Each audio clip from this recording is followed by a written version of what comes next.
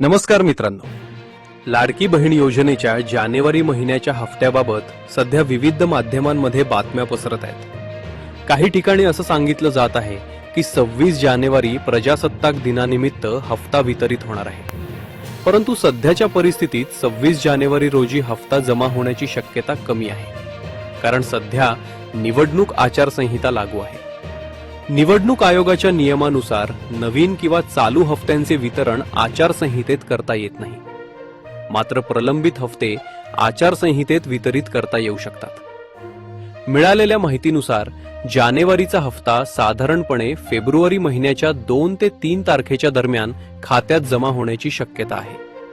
मात्र हफ्ता नेमका कधी जमा होणार याबाबत अधिकृत शासन निर्णय किंवा घोषणा झाल्यानंतरच हफ्त्यांचे वितरण सुरू होईल।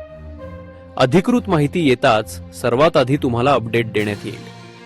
अशाच अचूक आणि अधिकृत सरकारी माहितीसाठी लाईक करा, शेअर करा आणि सबस्क्राइब करायला विसरू नका। धन्यवाद।